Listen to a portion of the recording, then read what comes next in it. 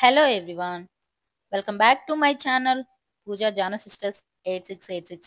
అందరూ ఎలా ఉన్నారు? బాగున్నారా?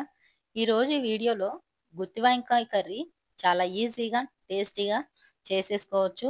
ఎక్కువ ప్రాసెస్ లేకుండా, హడావిడి లేకుండా ఈ ప్రాసెస్ అయితే మనం చేసేసుకోవచ్చు. ఇప్పుడు వీడియోలోకి అయితే వెళ్ళిపోదాము. ఎక్కువ ప్రాసెస్ చేయకుండా మనం ఈజీగా టేస్టీగా ఎలాంటి ప్రాబ్లం లేకుండా గుత్తి వంకాయ కూరని ఎలా చేసుకోవాలో ఈ వీడియోలో చెప్తానండి. మీరు హడావిడి లేకుండా సింపుల్‌గా చేసుకోవచ్చు.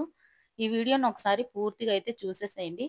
కొత్తగా ఎవరైనా నా ఛానల్‌ని చూస్తున్నట్టయితే సబ్స్క్రైబ్ చేసుకోండి, లైక్ చేయండి. లైక్ బటన్ తర్వాత హైప్ బటన్ వస్తుంది.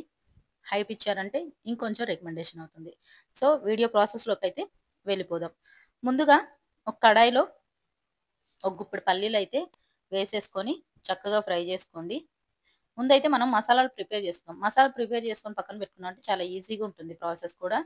అందులో ఒక పావు టేబుల్ స్పూను మెంతులు, ఒక పావు కప్పు ధనియాలు ఇవన్నీ వేసి దీంట్లోనే చెక్క, లవంగాలు ఒక 4, 5 ఇవి వేసి చక్కగా ఫ్రై చేసుకోవాలి. దోరగా ఫ్రై చేసుకోవాలి. పచ్చివాసన లేకుండా. ఇవి కూడా కొంచెం ఫ్రై అయిన తర్వాత ఇందులోనే కారానికి తగ్గట్టు ఎండుమిర్చి, ఎండుమిర్చి కూడా స్పైసీ తగ్గట్టు చూసుకొని వేసుకోండి. దీంట్లోనే ఎండు కొబ్బరి, ఎండు కొబ్బరి కూడా ఫ్రై చేసుకుంటే పచ్చిగా వేసేదాన్ని కూడా కొంచెం ఫ్రై చేసామంటే టేస్ట్ కూడా బాగుంటుంది. ఎండు కొబ్బరి కూడా వేసేసుకోండి. దీంట్లోనే జీలకర్ర, జీలకర్ర కూడా అన్నీ ఫ్రై అయిన తర్వాత లాస్ట్లో అయితే వేసేసుకుందాం, ఎందుకంటే మాడకుండా ఉంటుంది.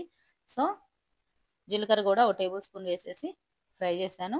ఇప్పుడు స్టవ్ కట్టేసుకుందాం. మొత్తం ఫ్రై అయిన తర్వాత స్టవ్ కట్టేసుకొని నువ్వులు అయితే ఒక టేబుల్ స్పూన్ వేసుకున్నాను. నువ్వులు ముందే వేసామంటే మాడిపోతాయి, అదిగాక నల్లగా అయిపోతాయి, మొత్తం మాడిపోతాయి. స్టవ్ కట్టేసిన తర్వాత అయితే చక్కగా ఆ ప్యాన్ వేడికి అన్నీ ఫ్రై అయిన తర్వాత ఆ హీట్కి కూడా చక్కగా ఫ్రై అవుతాయి. ఇవన్నీ చల్లార పెట్టేసుకొని ఫైన్గా మిక్సీ వేసేసుకున్నాను. ఇక్కడ మిక్సీ అయితే వేసేసుకున్నాను. ఇప్పుడు మిక్సీ వేసుకున్న తర్వాత దీంట్లోనే చింతపండు ఒక చిన్న నిమ్మకాయ సైజ్ అంతా, వెల్లుల్లి, అల్లము, అల్లం ముక్కలు కూడా వేసేసాను. ఇప్పుడు గ్రేవీ కోసము టమాటా, ఒక ఉల్లిపాయ, చిన్న ఉల్లిపాయ, ఒక చిన్న టమాటా అయితే వేసేసాను. దీంట్లోనే సాల్టు, పసుపు, అలాగే స్పైసీ తగ్గట్టు 2 టేబుల్ స్పూన్లు అయితే కారం వేసాను. ఆల్రెడీ ఎండుమిర్చి కూడా యూజ్ చేసాం కాబట్టి స్పైసీ ఎక్కువ లేకుండా మీడియంగా ఉండటానికి మసాలాలు కూడా ఆల్రెడీ ఉంటాయి కాబట్టి స్పైసీగా కారం కూడా చూసుకొని వేసుకోండి. ఇవన్నీ మిక్సీ వేసేసుకొని ఆల్రెడీ వంకాయలు అయితే నేను ఆయిల్ వేసి ఆయిల్లో ఇలా 4 పచ్చాలుగా వేసేసుకొని కోసేసుకొని ఆయిల్ అయితే ఫ్రై చేసుకుంటున్నాను. ఇలా ఒకదాని తర్వాత ఒకటి ఈ చిన్న కొనలు చివరికి ఉంటాయి కదా, ఆ చివరి అయితే కట్ చేసుకొని ఇలా 4 భాగాలుగా కట్ చేసుకొని వేసుకోండి. ఇవైతే ఆయిల్లో మగ్గించుకున్న తర్వాత 80% మగ్గిన తర్వాత మనం ఇందాక మొత్తం మిక్సీ వేసుకున్నాం కదా, అది గ్రేవీగా మిక్సీ వేసుకొని దీంట్లో అయితే వేసేసాను డైరెక్ట్గా. ఆయిల్ అయితే కరెక్ట్గా సరిపోతుంది ఈ కర్రీకి. అందులోనే మిక్సీలో కూడా కొంచెం వాటర్ వేసేసి దీంట్లోనే వేసేసి కలిపెట్టేసుకున్నాను. మనం వంకాయలు 80% అయితే కుక్ చేసుకున్నాము. 80% కుక్ చేసుకున్న తర్వాత ఈ గ్రేవీలో మగ్గుతుంది. ఇంకా 20% కరెక్ట్గా బాయిల్ అయిపోతుంది. చూసారా, ఆయిల్ కూడా పైకి వచ్చేసింది.